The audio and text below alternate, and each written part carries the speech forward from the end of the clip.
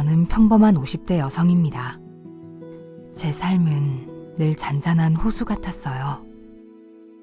남들처럼 크게 아픈 것도 없었고 평생 그 흔한 담배 한 갭이 입에 대본 적 없는 건강만큼은 누구보다 자신하던 사람이었습니다.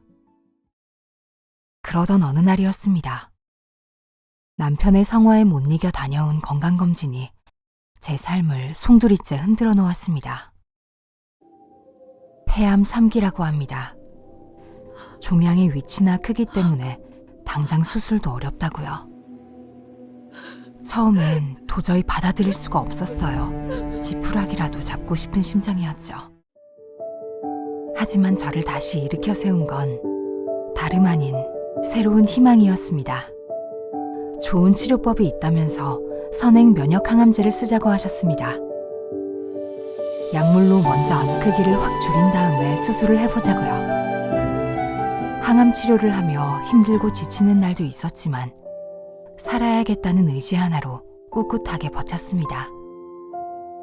그리고 제 간절함이 하늘에 닿은 걸까요?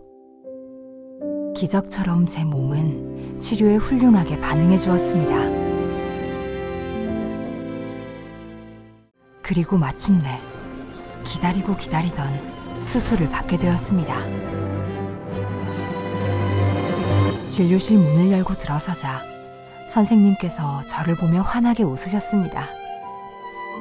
완전 관의 판정이라는 가슴 벅찬 소식을 듣게 되었습니다. 저는 다리에 힘이 풀려 주저앉고 말았습니다. 곁에 있던 남편과 저는 서로를 부둥켜 안고 그동안 참아왔던 눈물을 터뜨리며 어린아이처럼 엉엉 울고 말았습니다. 지금 저는 다시 평화로운 일상으로 돌아오기 위해 하루하루 건강을 회복해 나가고 있습니다. 다시 돌아온 일상의 감사함과 소중함을 느끼면서요. 암세포는 사라졌지만 제 몸에는 치열했던 전투의 흔적들이 남아 있습니다. 수술 후 한참이 지난 지금도 계단을 조금만 오르거나 평소보다 빨리 걸으면 여지없이 숨이 턱끝까지 차오르곤 합니다. 암세포가 다 없어졌다면서 저는 왜 아직도 이렇게 숨이 차는 걸까요? 혹시 다시 나빠진 건 아닐까요?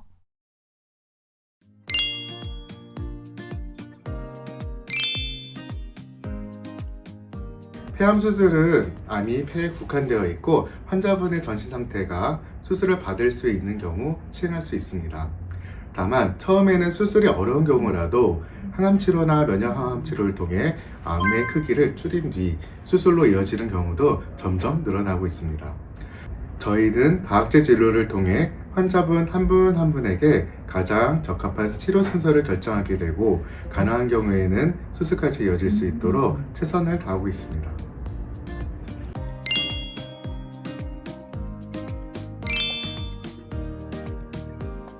폐암 수술로 폐를 일정 부분 절제하게 되면 폐 기능은 적게는 10%, 많게는 30%까지 줄어들 수 있습니다. 비록 새로운 폐가 자라나진 않지만 기존에 있는 폐가 운동이나 재활치료를 통해서 확장이 되면서 폐 기능은 일정 부분 개선시킬 수가 있습니다. 그래서 수술 전부터 유산소 운동과 근력 운동을 병행하는 것이 폐 기능을 회복하는 데 가장 핵심이 되겠습니다. 수술 직후에는 약간 숨이 찰 수가 있기 때문에 고강도의 운동은 권해드리지 않고 중간 강도, 약 심박수 100회 미만의 운동으로 시작을 해서 서서히 강도를 높여서 수술 후 1년까지 심박수 약 120회 정도 이상의 고강도의 운동을 할 것을 권장해 드립니다. 운동의 방법으로는 빠르게 걷는 유산소 운동, 그다음에 종아리, 허벅지, 엉덩이 등의 근력을 키우는 근력 운동을 통해서 근감소증을 예방을 해야 심폐기능을 강화시킬 수가 있습니다. 수술 직후에는 통증이 좀 있더라도 약 4주 정도 지나면 상당 부분 개선이 되기 때문에 상체 근력 운동도 병행하게 된다면 수술 후에 일상생활 하는데 무리 없이 지내실 수 있게 되겠습니다.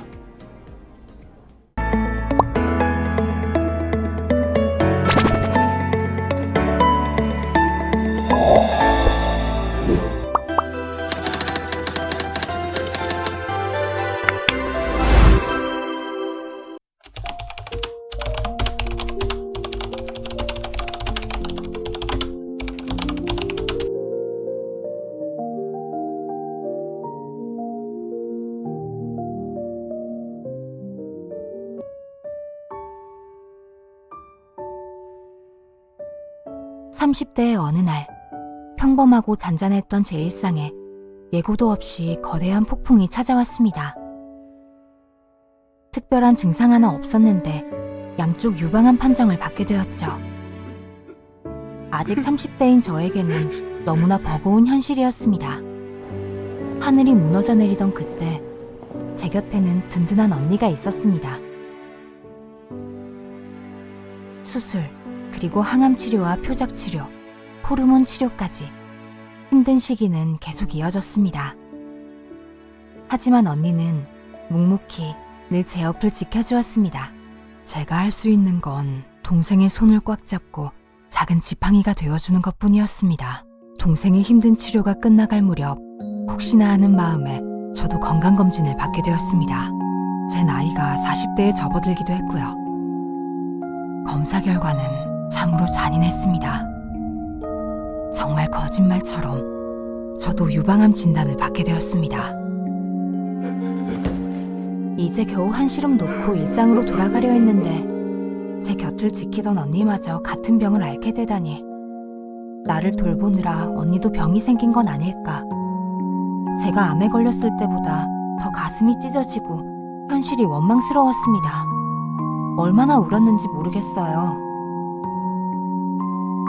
보호자였던 제가 환자가 되는 건 시간 문제였어요. 동생과 똑같은 수술, 항암의 산을 넘으며 이 기막힌 상황을 도대체 어떻게 받아들여야 할지 수없이 고민했습니다. 힘든 치료를 마치고 다행히도 지금은 우리 자매 2명에게 평온한 일상이 찾아왔습니다.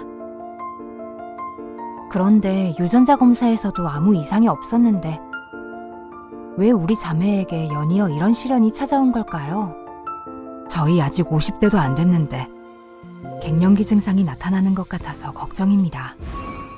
정말 무섭고 두려운 터널을 다 지나왔다고 생각했는데 단순한 우연으로 봐야 하는 걸까요?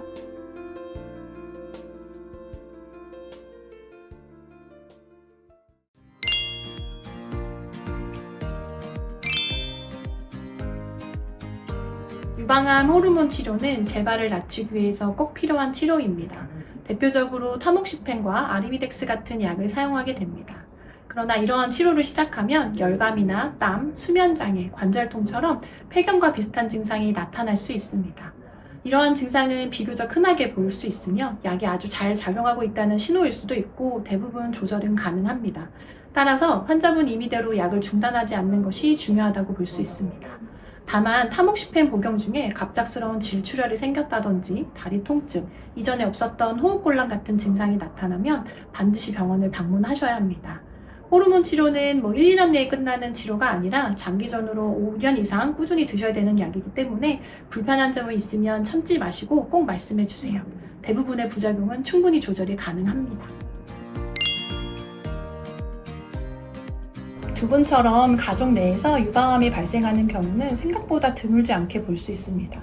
다만 유전자 검사에서 BRCA1, 2 변이가 확인되지 않았다면 현재로서는 특정 유전성 유방암으로 단정하기는 어렵습니다.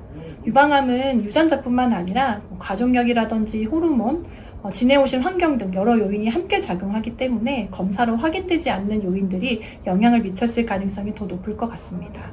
유방암은 하나의 동일한 질환이기보다는 환자만의 특성이 다르고 그에 맞춰 치료가 결정되는 질환입니다. 그래서 이런 경우에는 검사 결과만으로 판단하기보다는 환자의 전체적인 상황을 종합적으로 보고 치료와 추적 관찰 계획을 세우는 것이 중요하다고 볼 수 있겠습니다.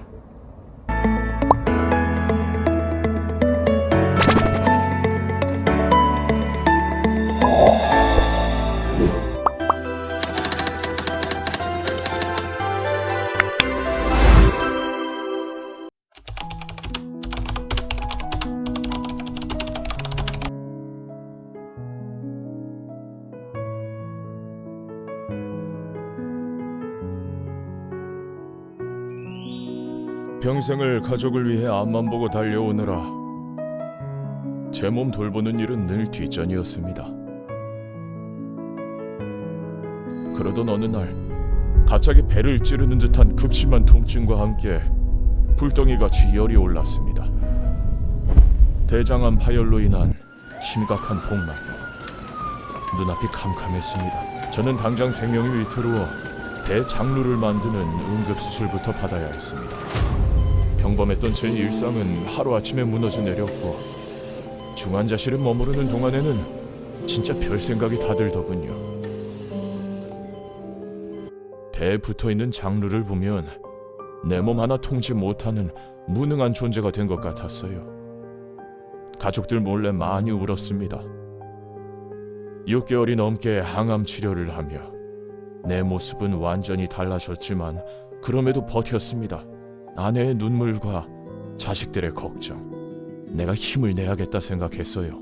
그렇게 이를 악물고 치료를 받은 결과 정말 기적 같은 일이 일어났습니다.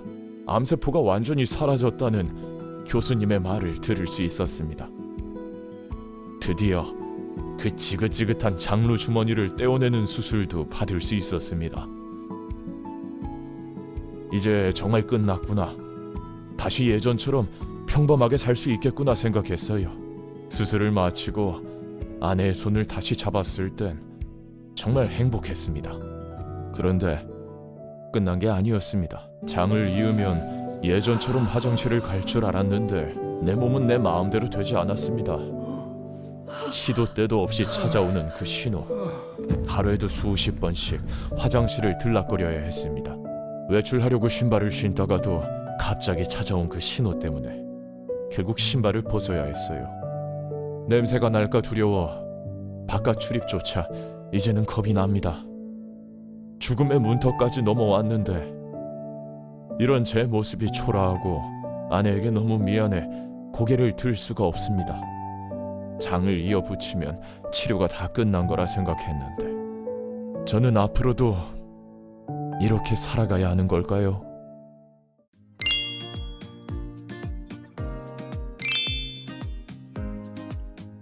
장루는 장의 일부분을 배 밖으로 꺼내서 배변이 나오게 하는 그런 인공 항문을 얘기하게 되는데요. 최근에는 사실 장루를 만드는 경우가 많지는 않습니다.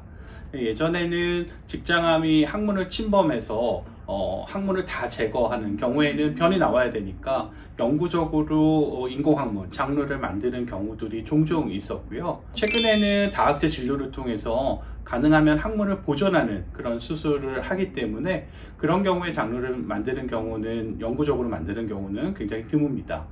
최근에도 이제 장루를 만드는 경우들이 있게 되는데요. 가장 흔한 원인으로서는 암으로 장이 막힌 경우나 아니면 천공이 돼서 복막염이 생긴 경우, 그런 경우에는 변을 우회하는 장루를 만들게 되고요. 그런 경우에 수술을 했을 때 이 뱃속에 복막염이 있으면 장을 잘라내주고 이어주는 수술을 할 수가 없습니다.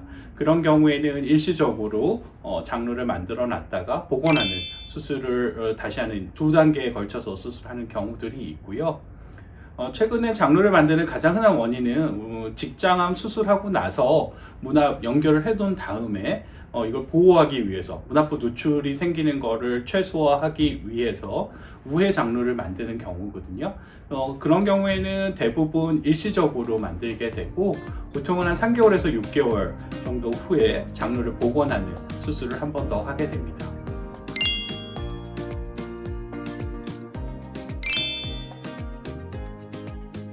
대부분의 대장암은 검진을 통해 조기에 발견되므로 수술을 먼저 시행하는 경우가 많습니다. 특히 대장암은 다른 부위로 전이가 되었더라도 수술로 깨끗이 절제할 수만 있다면 수술을 우선적으로 고려합니다. 하지만 전이 범위가 넓어 당장 완벽한 제거가 어려운 경우에는 먼저 항암 치료를 시작합니다. 이를 통해 암의 크기를 줄여 수술이 가능한 상태로 유도하는 것입니다. 이렇게 항암 치료 후 근치적 수술을 진행하게 되면 사기 대장암이라 하더라도 충분히 완치를 기대할 수 있습니다.